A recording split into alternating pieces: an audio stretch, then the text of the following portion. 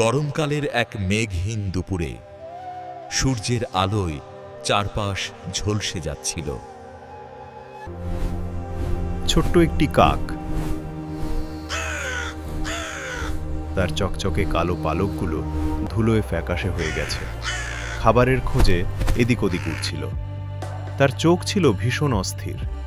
সে শুধু খাবার খুঁজছিল না, সে ছিল ভীষণ মন খারাপ আর হতাশায় ভরা, কারণ তার প্রচণ্ড খিদে আর অসহ্য তৃষ্ণা পেয়েছিল। হঠাৎ সে নিচে তাকিয়ে দেখল রঙিন লাল টুকটুকে বেরি ঝোপে ভরা একটি মাঠ। আনন্দে চিৎকার করে কাকটি নেমে এলো।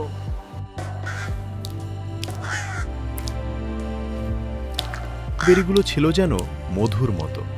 খুব অল্প সময়ের জন্য সে সব কষ্ট ভুলে গেল। মিষ্টি রসালো ফলগুলো মজা করে খেতে লাগলো। এখন তার শুধু পানি চাই।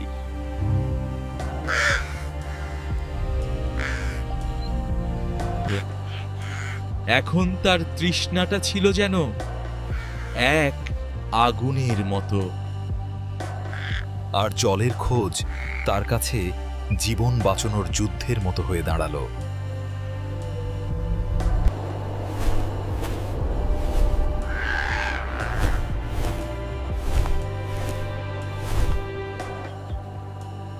যতক্ষণ না তার তীক্ষ্ণ চোখ আশার এক ছোট্ট ঝলক দেখল। একটি লম্বা পুরনো মাটির কলসি, একটি বড় গাছের ছায়ায় অর্ধেক ঢাকা। কলসির ঠিক তলায় সে দেখল একটুখানি ঝলমলে জল। একটুও দেরি না করে সে মাথা নিচু করে তার ঠোঁট কলসির গভীরে ঢোকালো। সে আপ্রাণ চেষ্টা করল, ঘাড় উঁচু করে টানল।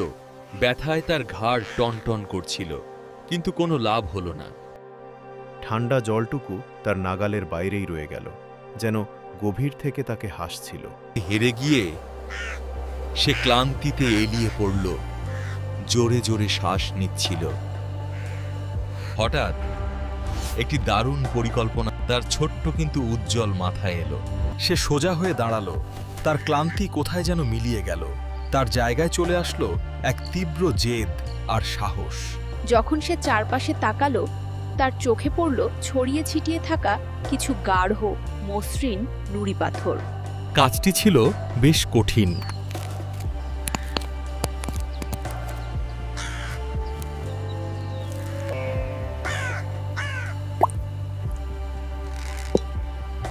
এক এক করে সে তার ঠোঁটে একটি নুড়ি পাথর ধরল, কলসির মুখে উড়ল এবং খুব সাবধানে সেটি কলসিতে ফেলে দিল। এই শব্দগুলো ছিল তার জেদের প্রমাণ, তার মনে আসা হতাশার বিরুদ্ধে এক গান। ধীরে ধীরে, প্রথমে চোখে না পড়লেও জলের স্তর উঠতে শুরু করলো।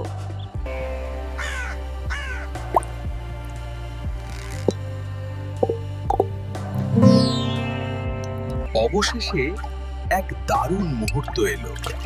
জল কলসির কানায় পৌঁছে গেল। গভীর, দীর্ঘ, তৃপ্তিদায়ক চুমুক দিতে লাগলো। তার কাজ সফল হলো, তার জীবন রক্ষা পেল।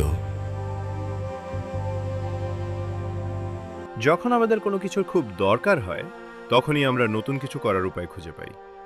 কিন্তু সত্যিকারের সফল তারাই হয় যারা কঠিন সময়েও হাল ছাড়ে না এবং তাদের বুদ্ধি খাটিয়ে অসম্ভবকেও সম্ভব করে তোলে।